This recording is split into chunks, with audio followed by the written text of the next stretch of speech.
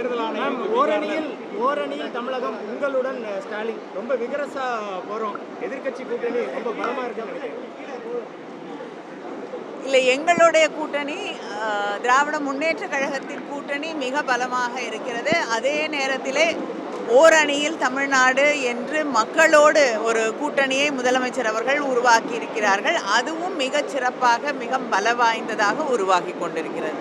பீகாரில் வெளிநாட்டு வாக்காளர்கள் நிறைய இருந்ததாகவும் அதை கண்டுபிடிச்சிருக்காங்க. இப்போ அதுக்கு லாலு பிரசாத் யாதவ் மகன் கடந்த 3 தேர்தல்களில் இது போன்று தான் பாஜக கூட்டணி வெற்றி பெற்றிருக்கிறதா சொல்லியிருக்காங்க. இல்லைங்க, எல்லா தேர்தல்களையுமே வாக்காளர் பட்டியலிலே குழப்பங்களை செய்து பூனேயில் கூட ஒரே பில்டிங்கில் கிட்டத்தட்ட 5000 பேர் புதிய வாக்காளர்களை இணைத்து, டெல்லி தேர்தலில் இதே மாதிரி குழப்பங்கள், மகாராஷ்டிராவில் அப்படின்னு சொல்லி புதிய இருக்கக்கூடிய வாக்காளர் பட்டியலிருந்து பல வாக்காளர்களை வெளியேற்றி நியாயத்திற்கு புறம்பாக புதிய வாக்காளர்களை அந்த பட்டியலில் கொண்டு சேர்த்து தான் பல வெற்றிகளை பாஜக பெற்றிருக்கிறது என்பது தெள்ள தெளிவாக பல தலைவர்கள் ஆதாரங்களோடு எடுத்து சொல்லக்கூடிய ஒன்றாக இருக்கக்கூடிய நிலையில் இவங்க மறுபடியும் குழப்பத்தை உருவாக்க முயற்சி செய்யலாம்.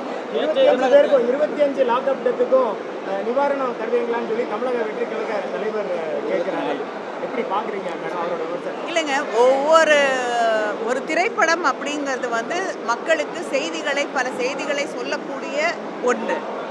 சில நடிகர்கள் அவங்க நடிக்கக்கூடிய திரைப்படங்களில் லாக்அப் டெத்தை நியாயப்படுத்தக்கூடிய வகையிலே நடித்துவிட்டு இன்னைக்கு புதிதாக அரசியலிலே காலடி எடுத்து வைத்தவுடன் அவங்களுக்கு மக்களுக்கு மீது அக்கறை இருக்கும் பொழுது அப்படிங்கிற மாதிரி பேசும்பொழுது தான் நகைச்சுவையாக இருக்குது. ட்ரெண்டை ஃப்ரெண்ட் ஆக்கிக்கோங்க. தந்தி டிவியின் சப்ஸ்கிரைபர்ஸ் அண்ட் ஃபாலோவர்ஸ் குடும்பத்தில் நீங்களும் இணையுங்க.